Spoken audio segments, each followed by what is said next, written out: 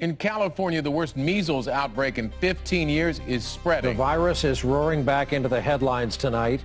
An outbreak somehow traced to... Someone who had probably caught measles abroad visited Disneyland and may have sneezed. Measles on the march in America. This outbreak is showing no signs of letting up. There are already more cases this year than there were. The number tripled to 644 measles cases reported in 27 states. And I mean, is this all basically because of the anti-vaccination movement, because parents aren't vaccinating their kids? Yeah, you know, I think so. A bill that would ban exemptions from childhood vaccines is advancing through the California legislature. We are authoring legislation that will abolish the personal belief exemption. I think you're starting to see why it is that mandates are so important. There has been some inaccurate information circulating about vaccines, mostly stemming from a British study linking vaccines to autism. We still continue to hear that vaccine caused autism, even though that's been debunked. Repeatedly and thoroughly debunked. You may have heard vaccination causes autism in 1 out of 110 children. Fuck that. Total bullshit. It doesn't. The bill requiring children to be vaccinated has passed with bipartisan support. Every child must meet immunization standards before joining public schools, private schools, and daycares. I would strongly encourage everybody, look at the science, look at the facts. CDC, the Center for Disease Control, can give you good information. Get your children vaccinated.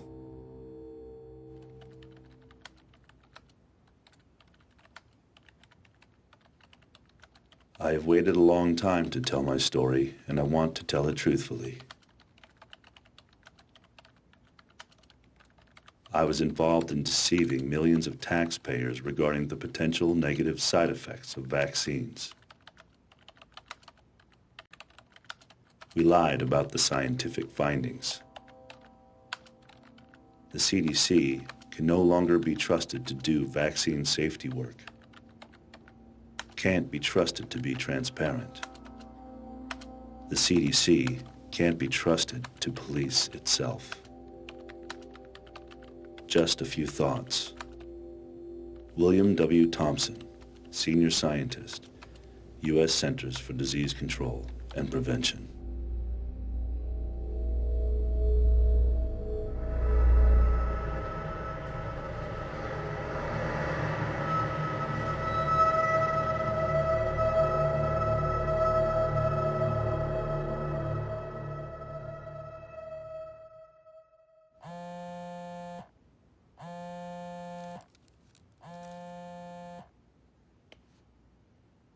Hello? I was sitting at my desk where I teach at Simpson University. My phone rings, and it's Dr. William Thompson. Brian, you and I don't know each other very well. I don't know how this is all going to play out.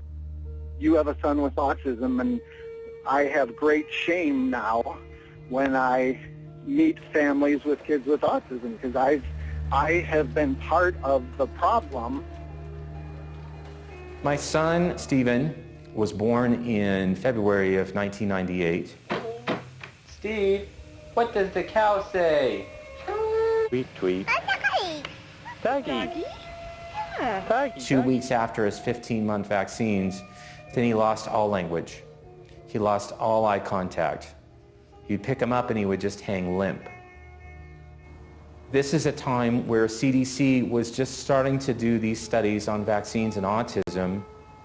As a scientist, I have over 60 technical and scientific publications in major international scientific journals, and I was contacting the CDC and was deeply critical of their studies. And so the CDC decided that the scientist who was going to interface with me at that time was Dr. William Thompson. Because I was on his back, because he didn't like what I was saying about the statistics, I received a letter from a CDC attorney in 2004 saying that I was no longer permitted to contact the CDC.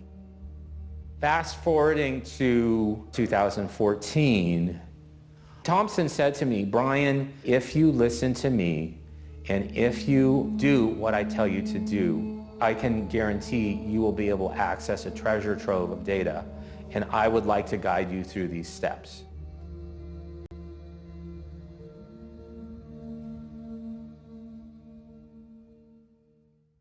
So I want to be a resource. I want to be valuable to you. I want you to have someone in the system. For years, I had been trying to crack this edifice of the CDC and just getting little glimpses of what was not right. The CDC has put the research 10 years behind. Because the CDC has not been transparent, we've missed 10 years of research because the CDC is so paralyzed right now by anything related to autism. I am a licensed clinical psychologist and a board-certified behavior analyst. In 1978, I want to say the prevalence of autism was about 1 in 15,000 children. It was a very rare disorder. I was working at a clinic at UCLA, which was pretty much the only known center for treating children with autism, and we had maybe 6 to 10 children who we were working with. Somewhere around the early 90s, shortly after I opened CARD, the growth of autism has been so high and so rapid that I've never felt like I could ever catch up anymore. From an official diagnostic perspective, the way that we define autism, we're looking at deficits in 2 areas. The first is social communication and social interaction. And in that area, we require 3 specific symptoms to be present. Symptoms such as no social emotional reciprocity, no non-verbal communication, that means eye contact, for instance, or no development of relationships. The second required area of deficit is the presence of stereotypic, repetitive, restricted behaviors. And these are things like hand flapping, body rocking, insistence on routines being the same. One of the new additions is the presence of a sensory dysregulation. If a child has an inability to sense things correctly, not necessarily hearing things the way we do, that could be classified as a symptom of autism. So if you have 5 symptoms, 2 in the area of repetitive behaviors and 3 in the area of social communication deficit, then you will get a classification of what's called autism spectrum disorder, ASD. We begin, though, as always, keeping them honest. Breaking news tonight, just hours ago, the British medical journal BMJ did something extremely rare for a scientific journal. It accused a researcher, Andrew Wakefield, of outright fraud. I got a call on the 19th of May 1995 from a mother telling me the story of her child, his regression into autism following a vaccine. And I said, how can I help you? I know nothing about autism. You've come through to the wrong number. And she said, no, doctor, my child has terrible gastrointestinal issues and no one will take them seriously. I was an academic gastroenterologist doing research with a particular interest in Crohn's disease and ulcerative colitis, inflammatory bowel disease. I knew nothing whatsoever about autism. When I was at medical school, it was so rare, we weren't taught about it.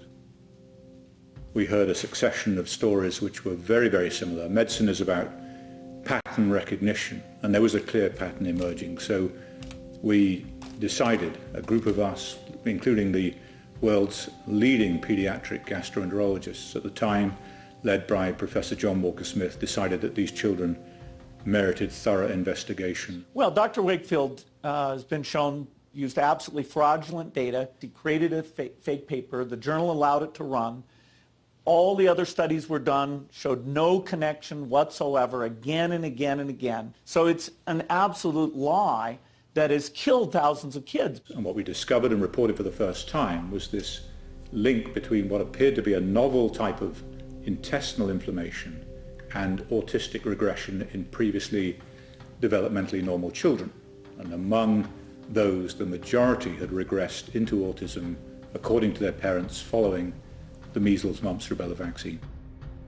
It wasn't our place to censor their story because it may be uncomfortable for public health. Our job was to report that story accurately in order that it might lead to further investigation. And the paper explicitly said, this paper does not prove an association between MMR vaccine and the syndrome described.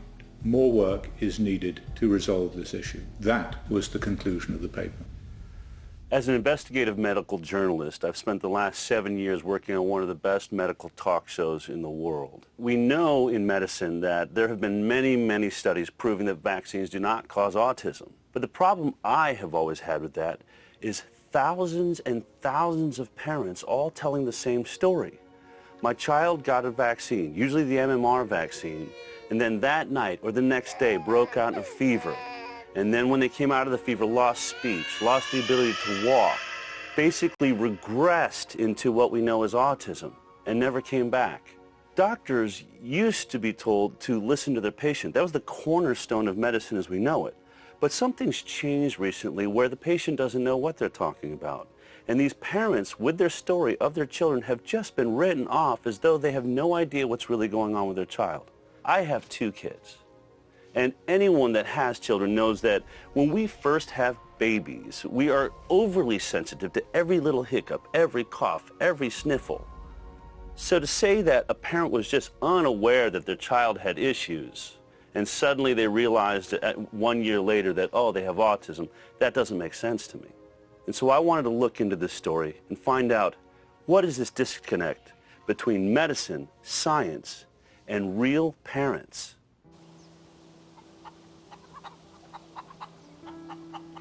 I couldn't wait to be a mum.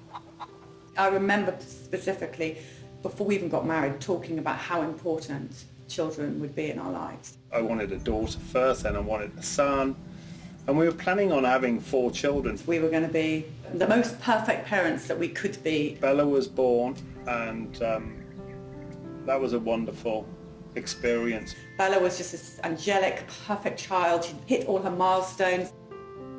I got pregnant with Billy quite quickly. Bella, say hello to Billy. Hello. We've now got a beautiful girl and a beautiful boy. And life was just amazing. So at 2, 4 and 6 months, Billy had his normal baby vaccines. A little bit snivelly, chesty, coldy after maybe the last one. So me, in my perfect mother mode, rushed to the doctor. Is he okay? Do I need to give him anything? Yes, you need to give him antibiotics, just to make sure there's not an infection in there. It didn't clear up. Rushing back to the doctor, and we need more antibiotics. Let's just keep this going in him. And I remember my mother calling me out. My mother's a sort of homeopathic hippie, and calling me out saying, what are you doing? You're chucking loads of antibiotics down your son. For what? And I'm saying to her, Mum, with all due respect, you're an artist, and they're doctors, so they know best. He was due his MMR vaccination at 12 months. So the morning, exactly to the day, my friend, she said to me, listen, I've heard that there may be a problem with this vaccine you're about to take Billy for, the MMR. And I said, Liz, are you crazy? What is the matter with you? If there was a problem with this vaccination, it would be headline news. The doctor would be calling me up saying, do not bother coming in. This is not a safe vaccine. None of that is happening. You're being negative, you're being careless, and you're listening to, what, some rumour that you heard somewhere. Billy could become deaf if I don't take him in now and get him this MMR.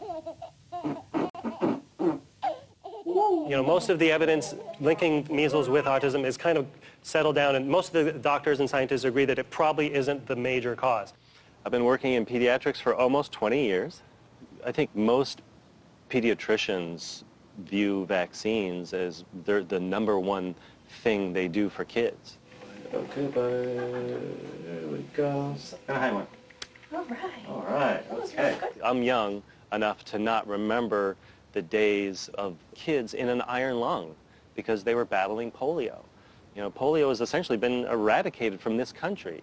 In '98, the Wakefield study came out. My son had just been born. That study kind of pointed a finger at the MMR.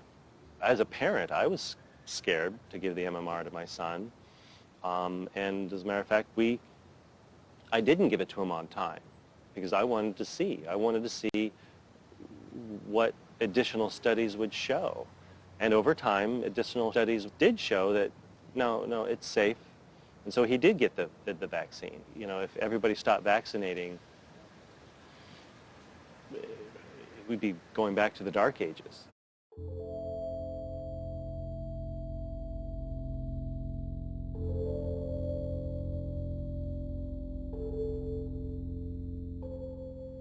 When a CDC scientist who'd been there at that time 17 years tells you this is how you access data, it didn't take me very long to realize, oh, I better do what he says because he knows what he's talking about. I just want to tell you one thing. Right now, I'm sitting in a very pretty position in terms of providing you a lot of information. He asked me, what data sets are you going to request? And I said, well, I'm going to request 2 of the studies that you've done on thimerosal, the mercury-containing preservative that's used in some of the vaccines. And he said, well, that's fine, but I want you to request the MMR data set first. And this is the study by Frank DiStefano and his colleagues in 2004. It was the one study where we could end up creating a mess while the CDC tried to sort out something they couldn't understand. The day Billy got the MMR was a living nightmare. It was the worst day of my life, to be honest with you. I came in and I saw him lying in his cot, listless. He started this uncontrollable shaking. Imagine coming out of a frozen pond. His eyes were doing this and he was shaking like this. And I remember she grasped him and held him really tight to her chest. There's immediate fear in John and there's immediate, Mummy, this is not going to happen. Well, I don't know what is wrong with you, but this is not going to happen. And we get to hospital, we rush him in, doctors are coming in and looking at him, and that's when they said, he's had a reaction, he's had a seizure, this is normal, this is common for many, many children who have this vaccination. It's absolutely okay, he's going to be fine. Nobody ever told me that there would be any side effect to any of the vaccinations my children had.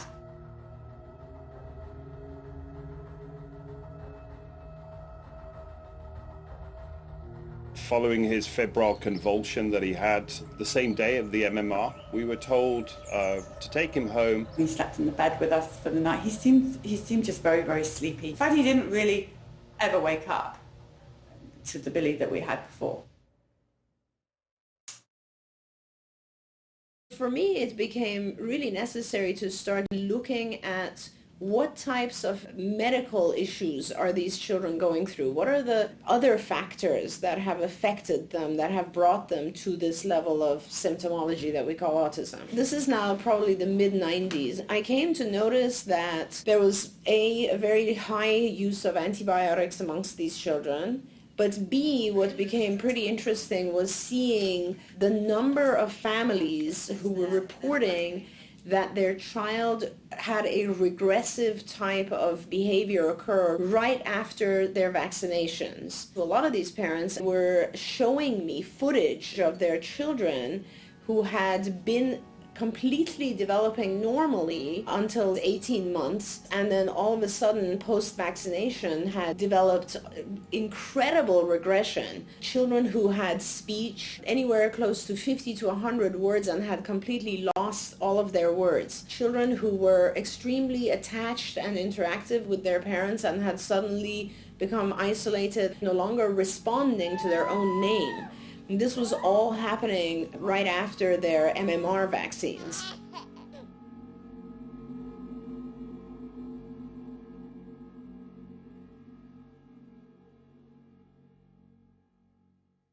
My oldest son, Ian, was born normal, developing normally. He was this beautiful boy, and we ended up at our 12-month visit, which is his 1 year. Then they gave him multiple vaccines at once. And within 7 days, he had 104 fever and a rash all over his body. He had previously been noted in our videos, home videos, that he was walking and actually running at that point. 7 days after the vaccine, he was no longer able to do that.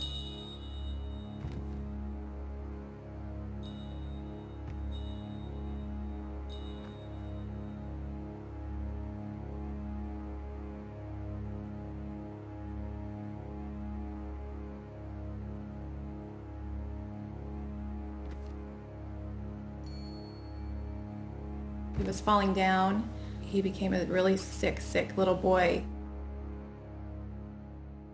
So the question for those of us investigating autism is age of exposure to MMR a risk for autism? And in order to understand why that might be, you have to understand something of the history of MMR vaccine.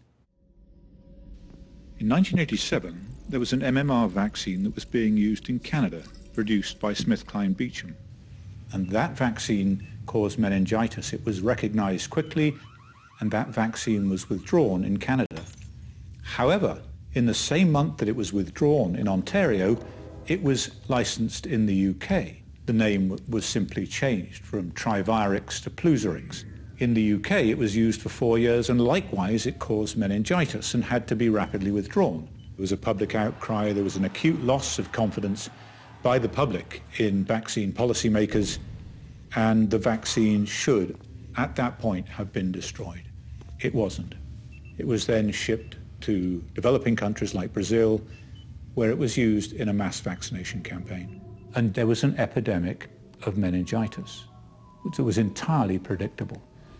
Now, scientists studied that epidemic, and what they found is that the risk for meningitis was associated with age of exposure. The younger you got the MMR vaccine, the greater the risk of meningitis. For people like me investigating autism, the question was, is there a similar risk in autism? Is age of exposure to MMR a risk for autism just as it was for meningitis? We shared with the US Congress and the CDC the hypothesis. The story as told to us, at which we have an obligation to report, is that the majority of children regressed following a period of normal development in the face of MMR vaccination. That does not mean it is the cause of the disease.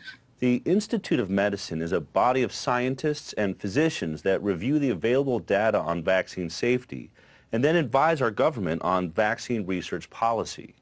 Well, because Andy Wakefield had put forth this theory that the age at which you receive the MMR may increase your risk of autism, the IOM looked to the CDC to do that very study. It was a study about timing. Does the earlier you receive the MMR vaccine increase the risk of autism? When we talk about the MMR study, nobody had ever requested those data because it was a big secret that you could do it. Thompson told me to email such and such a person, and then on the inside, I also found out that one of the people preparing these data sets for me was Bill Thompson. They don't really want people to know that this data exists. Again, you know, I just can't believe we actually got you that data. Thompson couldn't send these documents directly to Brian Hooker because that would have been illegal. What Thompson identified was a legal loophole that is referred to as a citizen's request. That allowed Thompson to deliver to Brian Hooker potentially classified information in a legal way.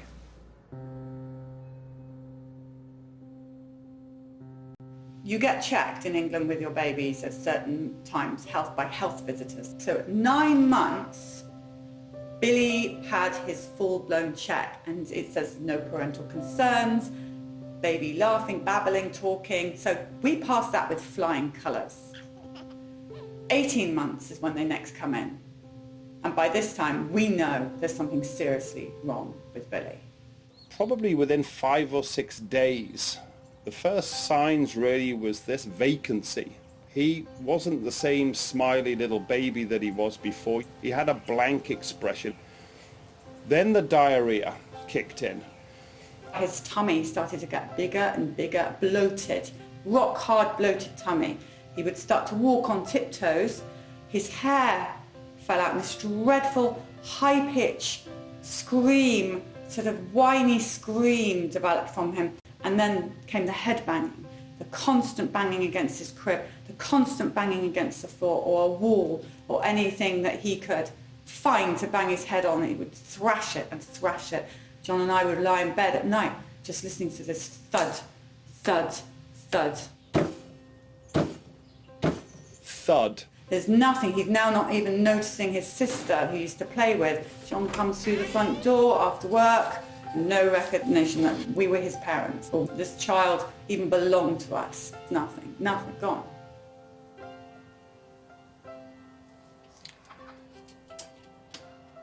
I mean, that was the time where our boy changed from what he was to a real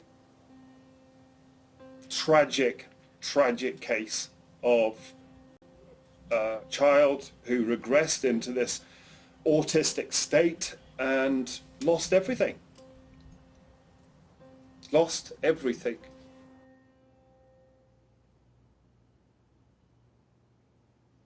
The CDC, the way that they do research studies is very reactionary.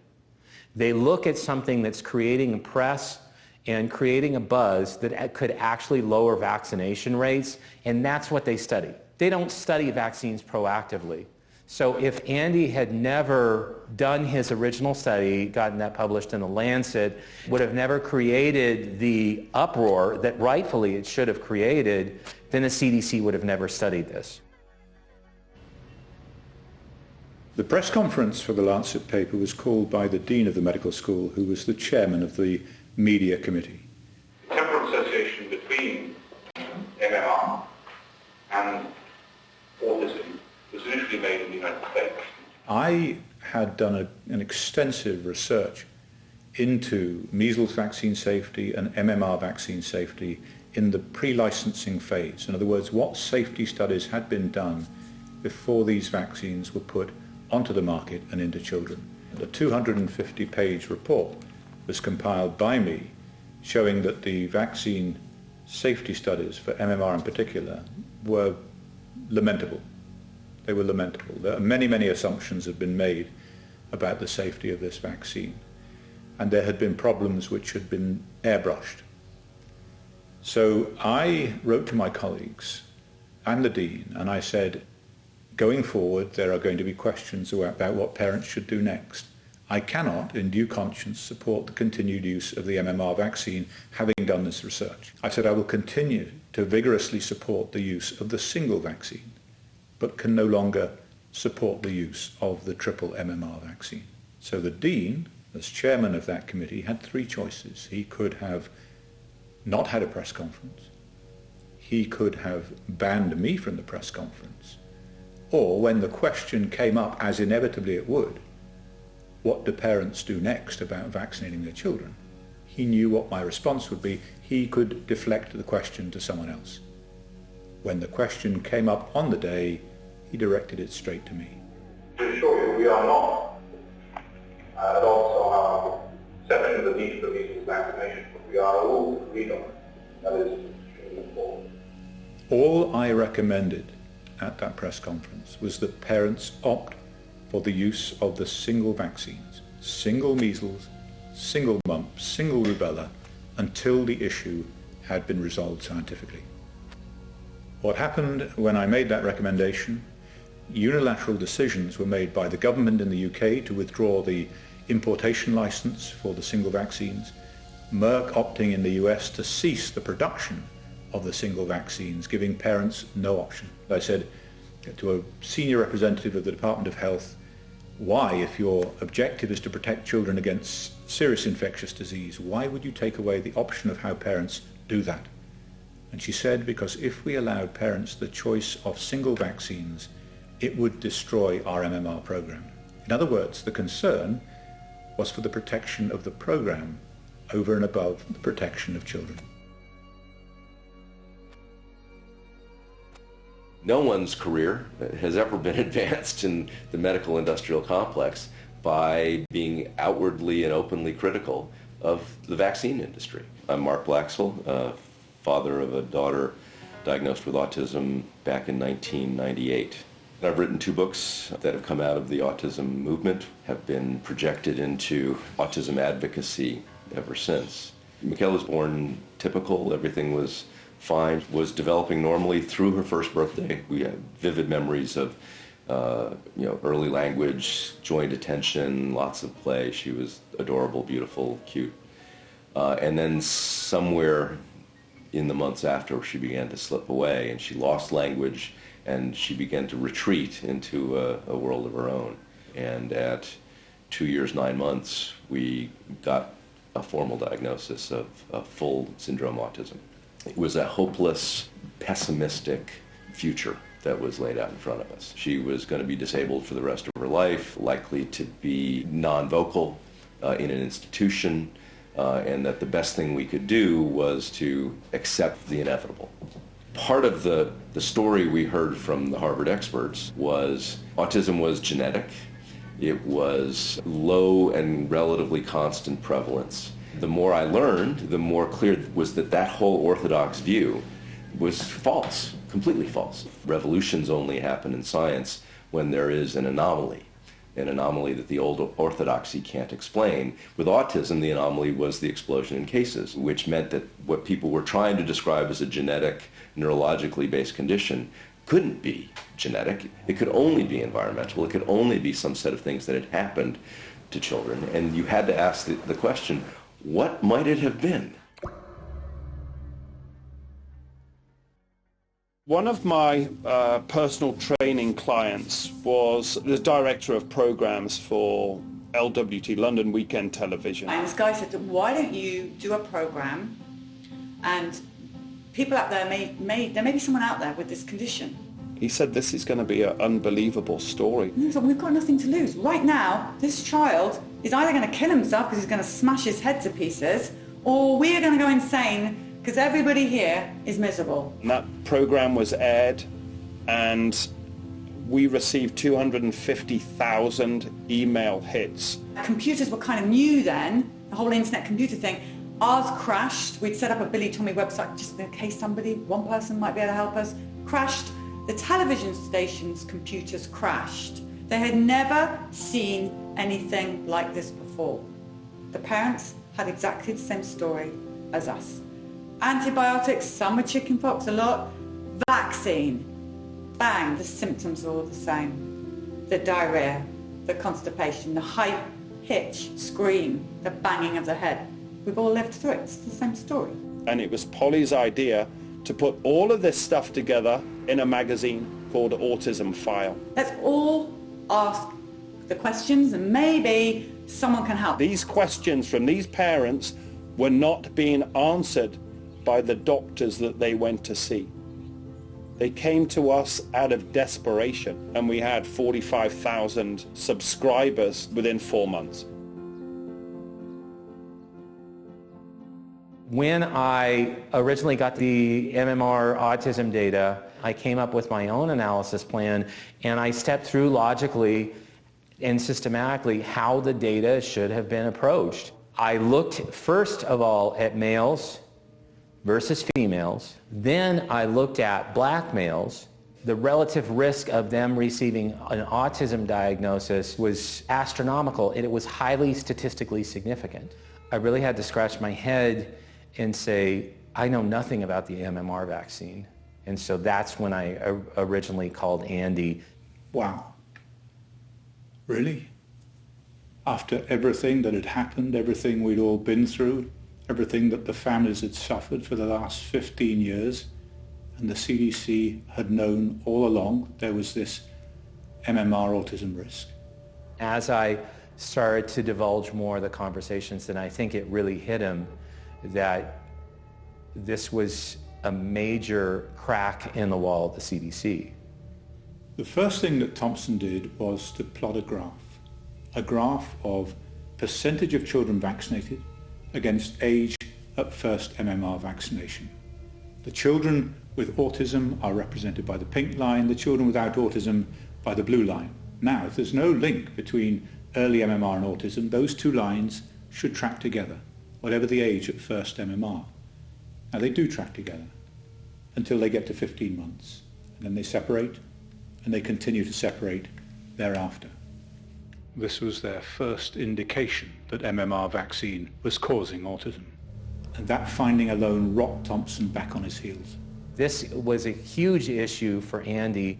So I said to Brian, are you recording these conversations? Recording phone conversations was not really palatable to me. It almost seemed cruel. Whistleblowers can disappear as easily as they came. They're like a fish on a hook. And your job is to get them into the boat.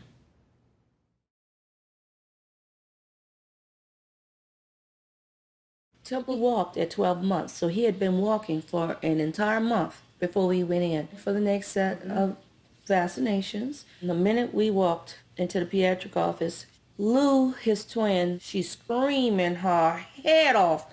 I mean, she knows what's going on. She doesn't want the doctor touching her. I look up, and there she's got the shots lined up. 3 for him, 3 for her. By the second shot, Lucinda had flipped herself over, so I had to stop looking at what I was doing, unstrap her, get her out. Well, the minute I get her out and I calm her down a little bit and I look over, he's screaming. I look at the shots and I notice that one of hers was gone.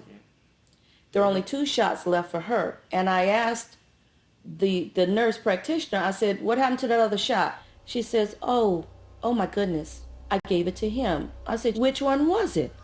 She said, it was the other MMR. I said, call the doctor. This baby is screaming his head off. You've given him an extra shot. I don't know what the effects of that's going to be. We're leaving. And I left. So she never got her shots. I go home. This baby cried. I put him down on his little blanket. He starts banging his head on the floor. Next morning, I go in his room. And he's staring in the space. And he's looking around like this. As if, he's a bit paralyzed. Not the baby who was always doing this every morning and smiling for me to get him out of bed. And I pick him up and he does this. And I said, what has happened to my baby? So I call the clinic. And I said, I think my child's had adverse reaction to those shots yesterday. She says, no. I'm waiting for a representative from Merck. I don't think it was a reaction to that.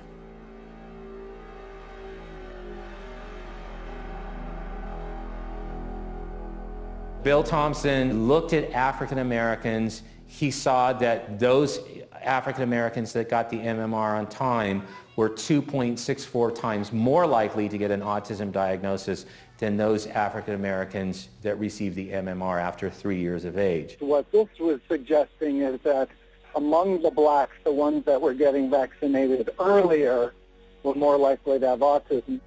At that point, the group of researchers that was working on this particular study, they were having weekly meetings. Colleen Boyle, who was the head of developmental disabilities branch, and Marshalyn Jurgen Alsop, who was one of Thompson's direct supervisors, Frank DiStefano, who was the head of the immunization safety office, and then a postdoctoral research associate named Tanya Bassin. In that meeting, Thompson brought up the fact that African Americans were showing a highly statistically significant risk of autism if they got the MMR on time. What is said in these closed-door meetings? I mean, do people say, oh, well, this is unacceptable, or is it just, do they always say, oh, this can't be right, or? I'm not going to lie, but I also don't want to say things to you right now that aren't some written form. Right. The analysis regarding the African Americans was the 8 on the Richter scale earthquake that just shook through the CDC. I take him to see the pediatrician that I know. And she looks at me, she closes the door, and she whispers, she says, Sheila, I believe he has autism. I said, what? Like Rain Man? She says something like that. I'm going to refer you out to a neurologist. And we go see the neurologist the next week. He says he has every classical symptom of autism. I do not believe this. I was angry. When he was explaining to me what Canner's autism is, he told me he was born that way. I said, no, he wasn't.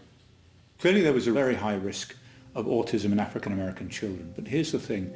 We know that autism is 4 times more common in boys. And so to see that effect mirrored in the African American children was a compelling finding. When I looked at African American males only, the relative risk was 3.36. It just blew my mind. And that's when I wanted to call Bill Thompson on the phone. And his statement to me was, oh, you found it. It appears in the final publication is that race in general is downplayed. Of course it is.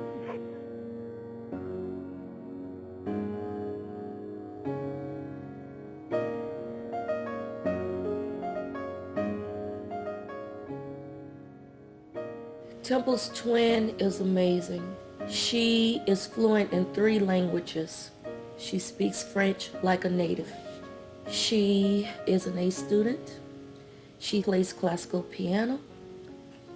With all of the guilt that I feel from that day, one of the best decisions I made for her was to walk out of that office without her being vaccinated. At the end of this journey, I don't want to be one of those mothers standing there saying what I wish I would have, could have, should have done. I want to be able to say, I gave it everything that I had. I gave it my best shot. His twin is going into the 11th grade. And for someone who still can't manage to cross the street, now am I grateful he's here? You bet. I'm grateful my son lived. But I was so naive that he would live a fulfilling life. He would end up being a happy man, having a family. My dreams for him. And every year that goes by, the older my son gets, the further that dream seems to be. All about vaccines! So what do vaccines do? Vaccines build up your immune system and make you stronger to fight off disease. Are vaccines safe? Yes, studies involving millions of children have shown no connection between vaccines and autism. Stick to the schedule.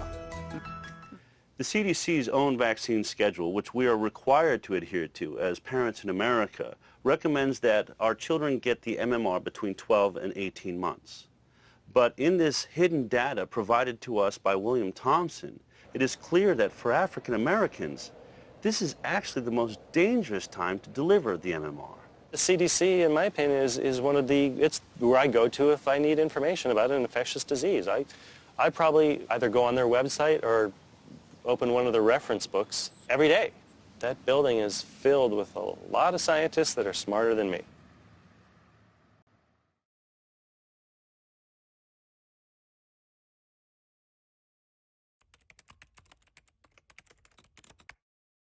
The analysis plan is one of the most important parts of a scientific study. It's the laws or the rules by which the scientist will adhere to while doing the study. And this analysis plan is put together by the scientists themselves. Sometimes their superiors weigh in. But once they've locked that analysis plan, they've said this is how we're going to use the data. And you can't deviate from that analysis plan, or you're at risk of fraud, scientific fraud. Did they deviate from the analysis plan after seeing something that they didn't like? If they did, we have a real problem. Thompson not only played a major role in developing the analysis plan, he was the numbers guy. He was responsible for collecting the data, analyzing the data, and presenting the results. And by November 2001, the results were in. Now with the MMR autism one, we had an analysis plan that we were supposed to execute as was written. And, you know, I'm going to be sharing these draft analysis plans that we had, and you can see whether we did what we said we're going to do. That analysis plan had been agreed upon not only by the co-authors, but also CDC superiors. In order to conceal the effect of the MMR, what they had to do was to reduce the number of children in the study in order to reduce what is referred to as the statistical power. That is, the ability of the study to detect a difference if one genuinely exists. In the analysis plan, they had agreed to use 2 sources of information. The first was the children's school records, and the second was the children's Georgia birth certificate records. So while every child in the study had a school record, only half of the children in the study had a Georgia birth certificate record because the other half had been born in other states. So the analysis plan was explicit. Information on a child's race was to come from their school record. But when confronted by data that revealed an increased risk of autism in African American children, so they deviated from their analysis plan. They chose to get the race data not from the school record, but from the Georgia birth certificate record. Instead of having 3,000 individuals in the study, it went down to about 1800. The relative risk went down from 2.64 to 1.8, but more importantly, that relative risk was no longer statistically significant. I now ask you to step forward to receive your prize from the hands of His Majesty the King.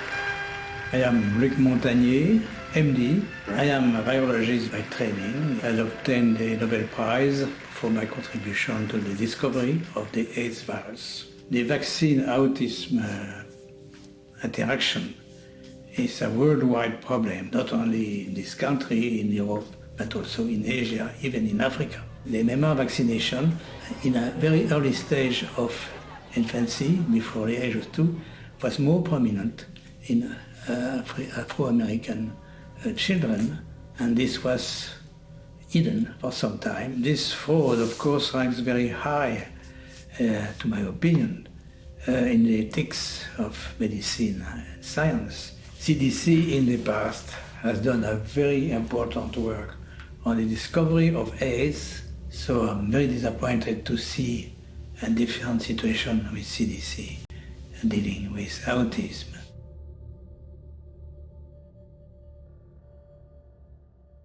Shortly after Julie Gerberding became head of the CDC, I began to communicate with her and ask her to come to my office. There didn't seem to be objective research going on. There was the CDC trying to promote vaccination for children, and then they were doing the safety research themselves. In CDC's judgment, the best public policy is to continue vaccination unchanged while aggressively working to try to identify causes of developmental disabilities. The CDC, I just thought, was institutionally conflicted.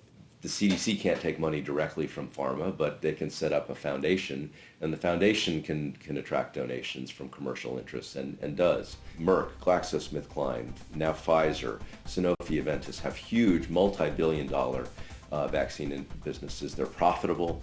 They've grown because some of these new high-tech vaccines that are patented, that are high-priced, get protected by this little cocoon of regulatory capture in HHS, and are guaranteed multi-billion-dollar franchises.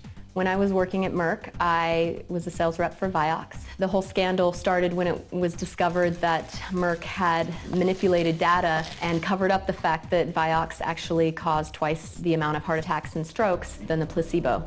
What I learned from that experience was just because things are on the market does not mean they are safe.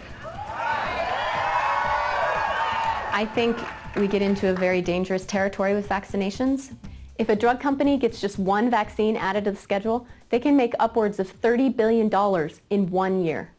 It's no secret. I think they've published their intention, which is they want to create an environment of constant vaccination from cradle to grave. They want infant vaccines and expanded flu shots, DTaP boosters, Gardasil shots, meningococcal shots. They want adult vaccines. They want you and me to come in and get a constant barrage of shots. And then they want vaccines for the elderly. We have a highly profitable product because the safety testing isn't as rigorous as a normal pharmaceutical drug. The gold standard is double-blind, placebo-based, long-term study. And that just isn't done with vaccines because they're classified in a different way as a public health measure. And they haven't been tested in combination with other vaccines. Yet doctors give 6 to 9 doses per visit.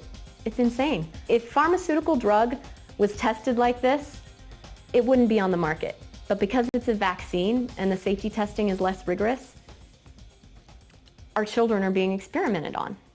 I don't like to look at autism from a behavioral perspective. I look at it from more of a what causes it in each child.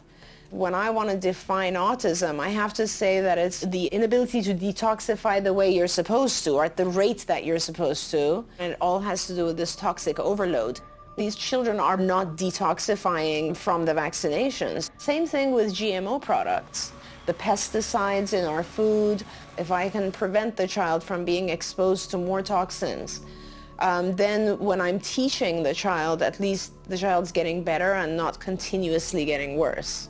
Without a doubt, what's happened to Billy has changed his life.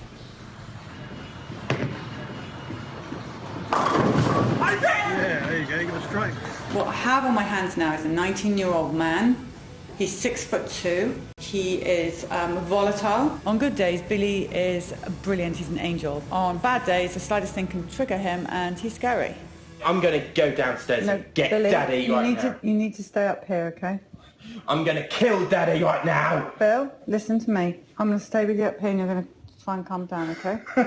The reason they become aggressive and dangerous in some cases is because they have no ability to communicate. Because Mummy asked Kent for Kent bringing the sweet corn and then bringing the chickens here. Because this is your fault, Mummy. If you were not able to express your needs, your wants, your desires, your happiness and sadness and so on, you would become aggressive. That's often when we see the worst part of autism.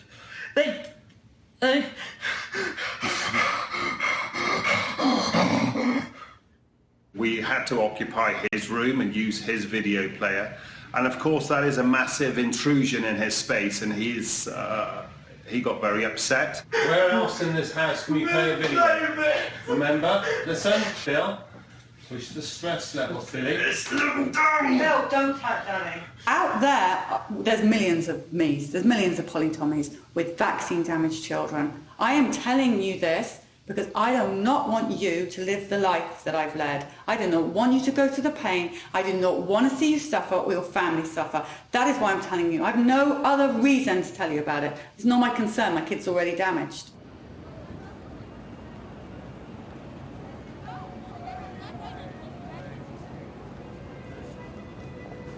I am a senior research scientist here at MIT in the Computer Science and Artificial Intelligence Laboratory.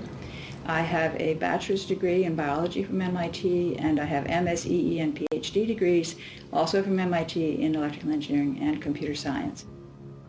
I became interested in autism a long time ago when my best friend at the time had a son who was diagnosed with autism following a DPT shot. He ran a high fever after the shot, seizures a week later, and then was later diagnosed with autism. We have to accept the fact that autism is new, that before 1930, the rate of autism in the world was effectively zero. And then for a long time, it was 1 in 10,000. I got interested in studying autism 8 years ago when I saw the numbers go up, and I was quite alarmed because I could see that the trend was exponential growth.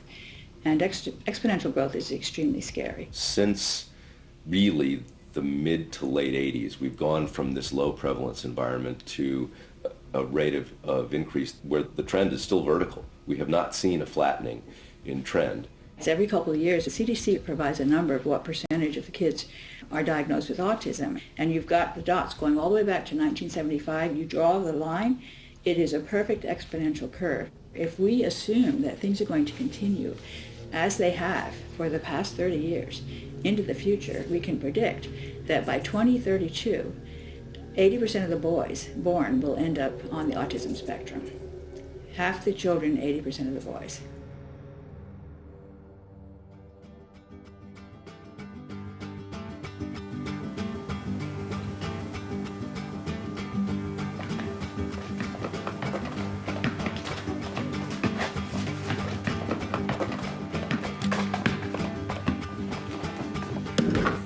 If you think this vaccine is only a problem for African American kids like me, you're wrong.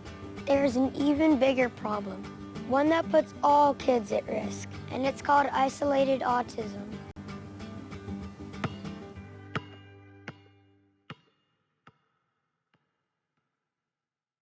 When the CDC researchers set out to do the study, they asked themselves the question, if early MMR vaccine causes autism, in which children would we be most likely to find this effect?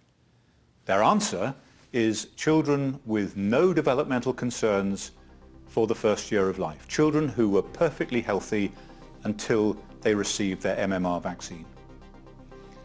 They called this group isolated autism. Now, this does not refer to an isolated case of autism or an isolated group with autism. They isolated autism out. These were children who had no comorbid conditions apart from their autism. No cerebral palsy, no mental retardation, no visual or hearing impairment, no epilepsy, and no birth defects. This risk group includes essentially every healthy child in the world.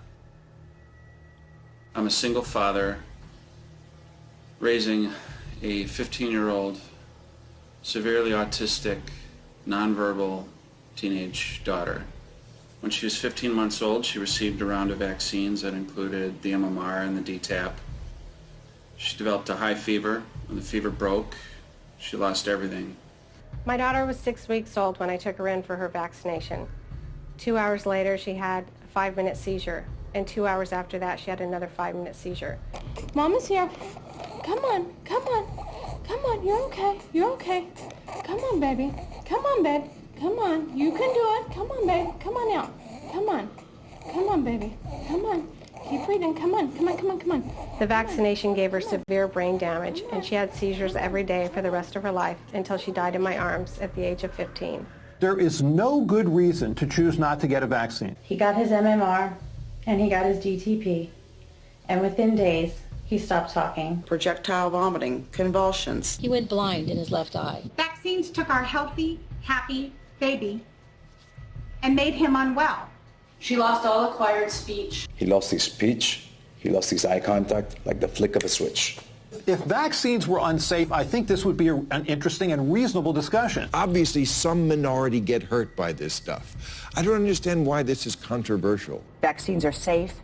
Get vaccinated. It's like, you know what? Shut the fuck up and let me take every vaccine that Merck wants to shove down my throat. Autism is not a side effect of vaccine, or to say it another way, because some people don't hear this well, vaccines do not cause autism. Hear this well.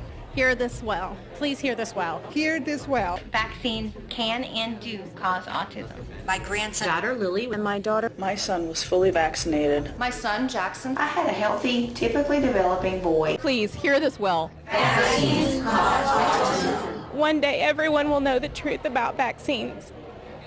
Hear this well.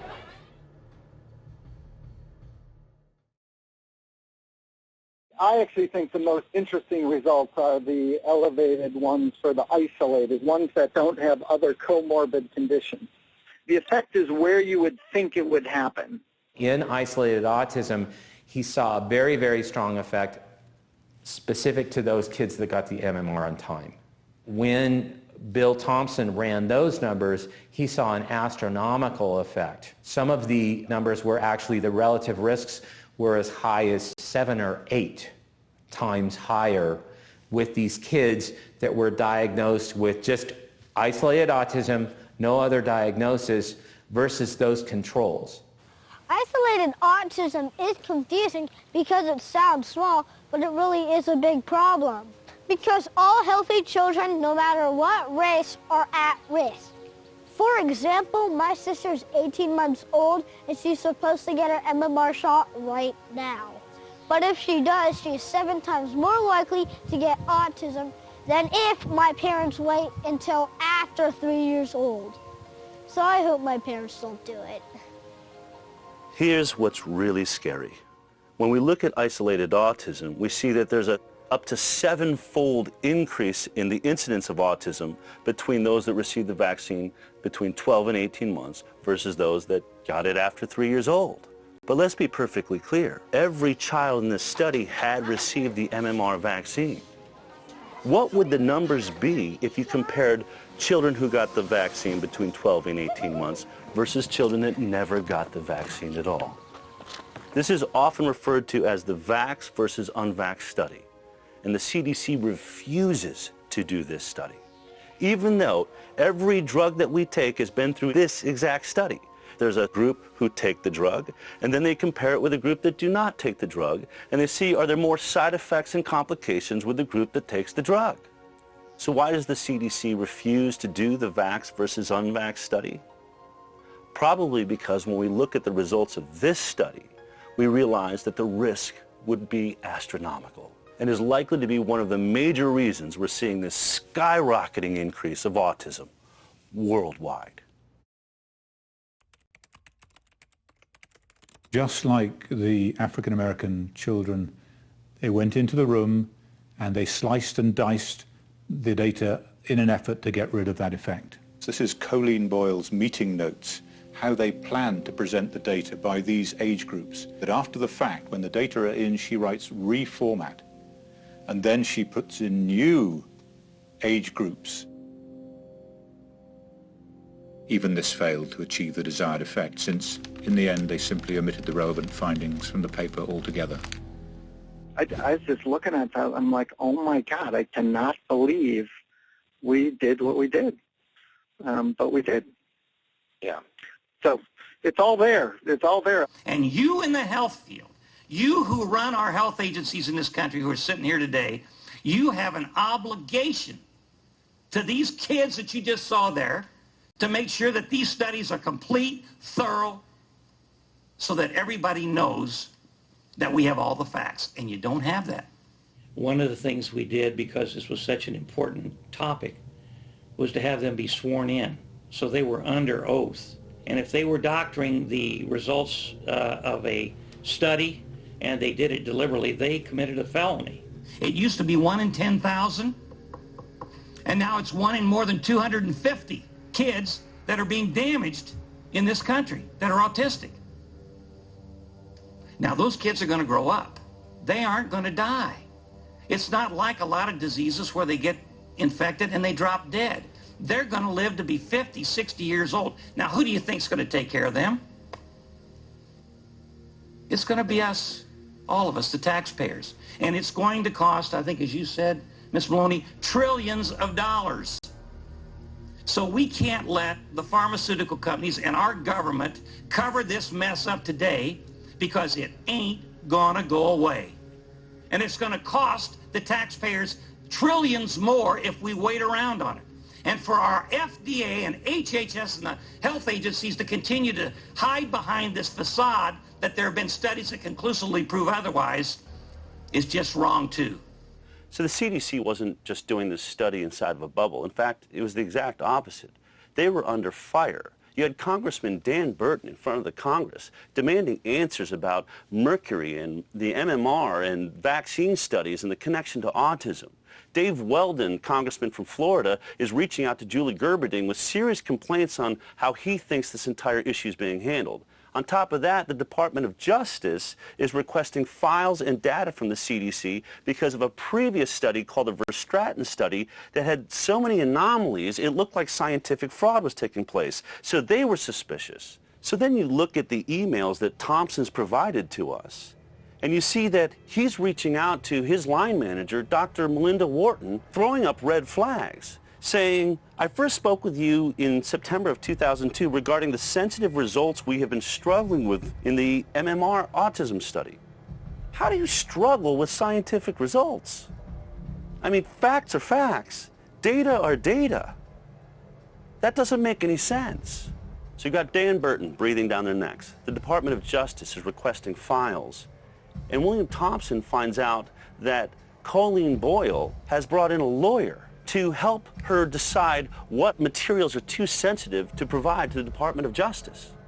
This obviously freaks William Thompson out, because later in the email to Wharton, he says, I will be hiring my own personal attorney.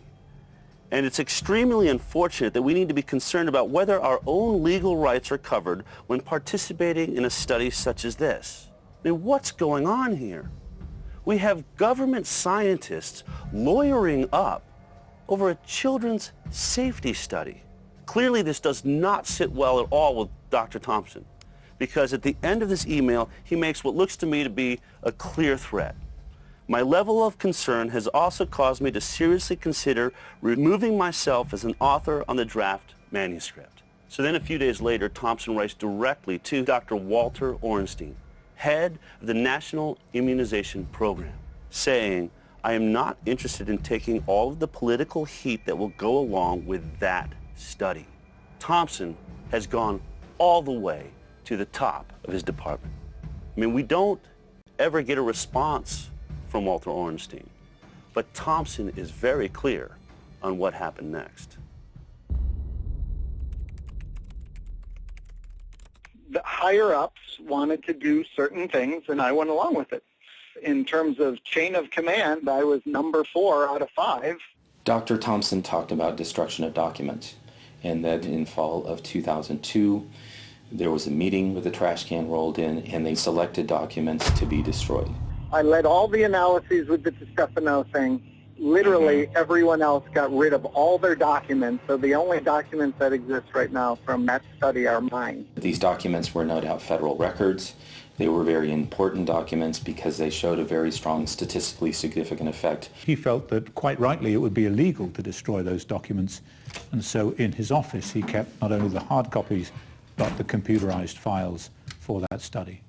There was a dramatically different result presented before and after the time frame that Thompson alleged that these data were destroyed. If I never had the documents before October 2002, there would be nothing that would show that they actually had the results in hand and they decided to destroy those results. I filed a formal complaint to the Office of Research Integrity and the Department of Health and Human Services. I heard back not long after the complaint was filed, and the letter basically stated that every co-author except for Dr. Thompson denied that any such meeting was scheduled.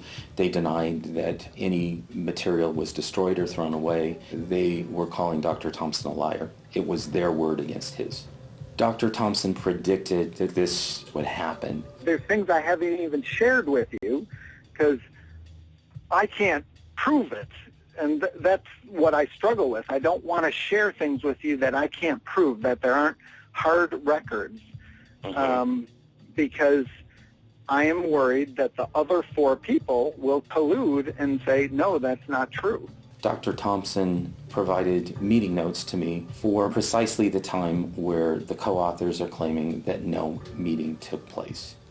That's what I keep seeing again and again and again, where these senior people just do completely unethical, vile things, and no one holds them accountable. So look, once you have the data, a scientific study like this is a relatively simple process. You just run the data, you get the results, and then you publish those results in a paper. In their own analysis plan, this study was only supposed to take 6 months, from May 2001 to December 2001. So if they weren't destroying data, why did this study end up taking 4 years?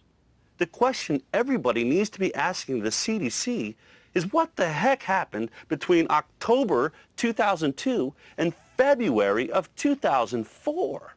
The reason you don't see anything else circulating on the study, it was 5 of us behind closed doors for 2 years.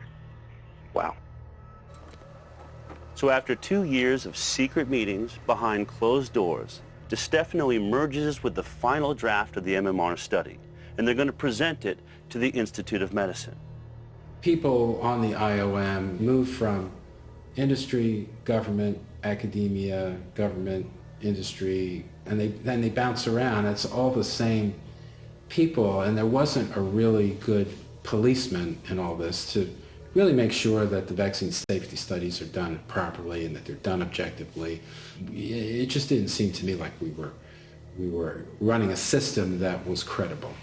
I had written to Julie Gerberding, and I asked her to postpone the February 9th Institute of Medicine meeting. This report, the Institute of Medicine report, I wanted postponed because of my concern that this was not an exercise in discovering the truth, but was instead a meeting being driven by a desire to short-circuit important research and draw premature conclusions. The problem is, William Thompson, being the lead scientist, he's going to have to present their findings, and he's not happy about it.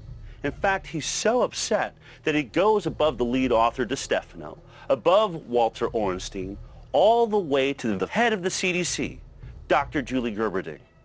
And in an email he says, "Dear Dr. Gerberding, I will have to present several problematic results relating to statistical associations between the receipt of MMR vaccine and autism."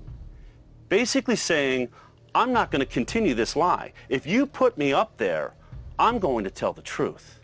Thompson was originally scheduled to provide a briefing because he basically told Director Gerberding that he would have to say that there is a causal association. He was switched at the last minute with Frank DeStefano, who was able to report to the IOM falsely We have found no association between MMR and autism.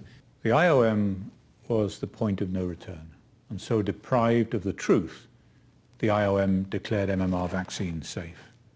It was a rush to judgment to shut the door permanently and completely on the MMR autism link. It's absolutely appalling that much of what I said turned out exactly to be true. They were trying to short-circuit the research. It's the lowest, it's the lowest point in my career that I went along with that paper. After their brilliant work on the MMR study, DiStefano and his team received an award from the Department of Health and Human Services. And then several years later, Dr. Julie Gerberding received an award of her own, a high-paid job as head of the vaccine division at Merck. Clearly, Merck appreciated the work she had done investigating their vaccine.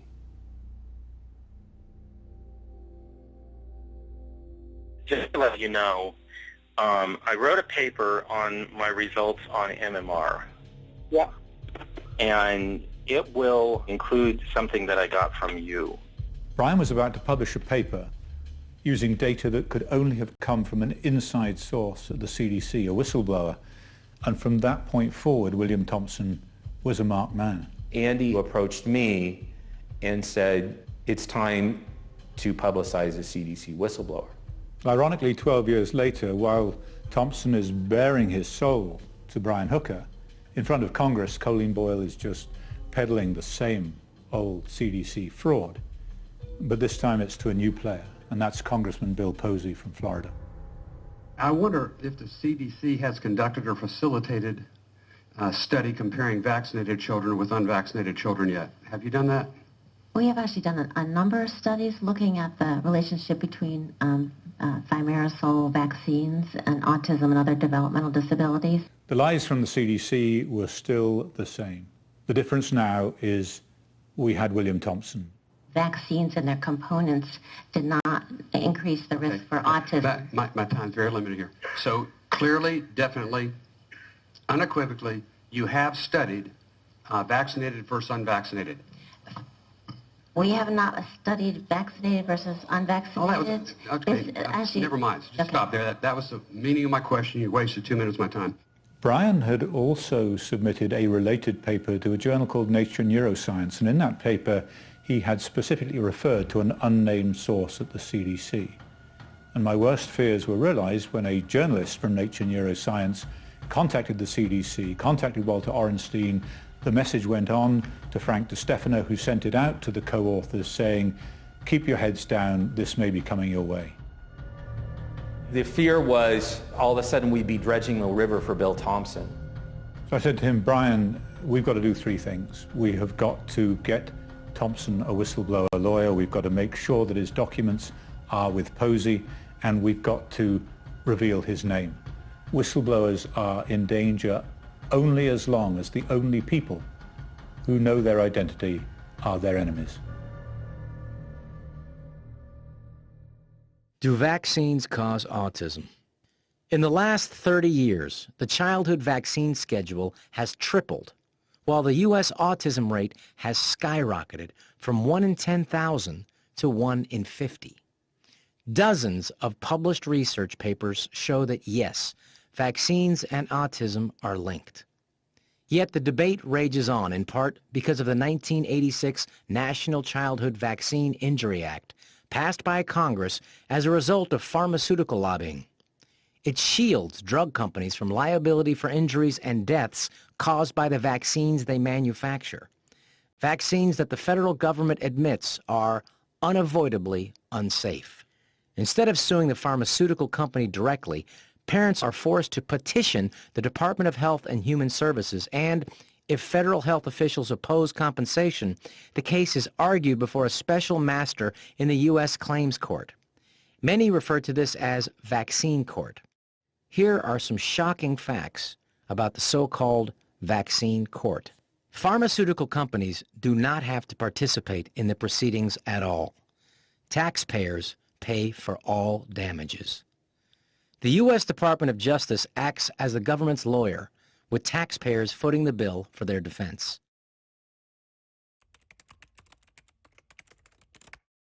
Beginning in 2002, there were already thousands of cases accumulating in vaccine court, and the average compensation for an autistic child is in the range of $5 million. So just do the math. The government was facing several $100 billion, possibly $1 trillion in liability as the autism epidemic grew.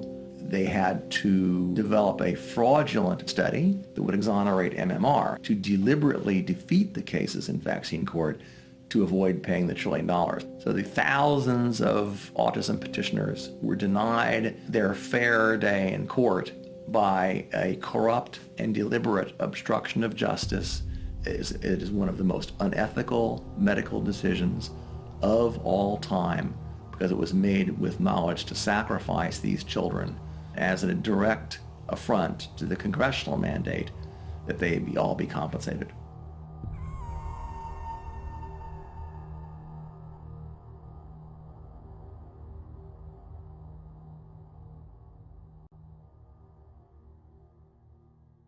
In the fall of last year, I got a call from an inside source who told me that in 2 weeks there's going to be a whistleblower from the CDC who's going to come out and say that the CDC had committed fraud on the MMR study and that they knew that vaccines were actually causing autism. I mean, that's a huge story. Unfortunately, it was a story I would not be able to tell on a medical talk show because a lot of our funding was coming from the pharmaceutical industry. And we were also very good friends with the CDC, who had appeared on our show many, many times. But I knew that once this story broke, 2 weeks later, that the mainstream news media would pick it up. Fox would be on it. CNN would be on it. MSNBC. And we're talking about the biggest medical story in the last decade or two, at least. So that 2 weeks came. I saw the video that was posted by Andrew Wakefield and Brian Hooker, and I heard the words of William Thompson and his confession. Oh my God, I cannot believe we did what we did. But we did. It's all there. It's all there. And I watched the blogosphere go crazy. Tweets, Facebook, social media, everybody talking about it. But not one mainstream media source went anywhere near the story. In fact, on CNN, someone put the story up on iReport, and CNN took it down. And at that moment, I realized, wait a minute. Not only is my medical talk show being produced by the pharmaceutical industry, all of television is. We were never going to get this story. But we certainly did get a story. A highly contagious measles outbreak. Major outbreak. Measles outbreak. Measles on the march in America. This outbreak is showing no signs of letting up. But in 2014, the number tripled to 644 measles cases reported in 27 states. It's really amazing to consider the number of cases of autism every year and to contrast that to, let's say, the number of children who acquired measles by going to Disneyland. It's a tiny number of children who acquired measles, and it's a vast number of children who are being diagnosed with autism every day. We don't know what causes autism. I mean, that's fair to say. We're not sure as a scientific community what causes autism, but we know that vaccines do not. Now, I'm not saying that Sanjay Gupta is a bad guy. In fact, I think that he tries to do a lot of good, just like many doctors do. But if they're being lied to by the scientific body that provides them with their information, what happens to all of us? What happens if a good doctor sees the same data that I saw? So you're a scientist, basically. So you're studying this, and you feel 100% comfortable. You even said you have kids, so you're a family person. Yes. You would feel very How long have you been a doctor, and sort of what's your area of specialty? Sure. I've been a family medicine physician for over 10 years now, and treating families, everyone from newborns all the way up to my oldest patient is 96. So do you administer vaccines as a part of that? Yes, I do administer vaccines. In our clinic, we follow the CDC recommendations, and we give that information to our patients, and we give them a schedule of when their children are going to need to be vaccinated and so on and so forth. There's something I want to show you. This is the formal complaint about what they've been given by William Thompson, the whistleblower at the CDC, okay? There's all sorts of reference materials in here and things like that. I'm just going to give you time to look at it, study it as long as you want, okay? When you feel like you have a grasp of it, I know it's going to take some time. Appreciate you taking the time, all right? Okay. So I have sent you what William Thompson has said is the fraud at the CDC.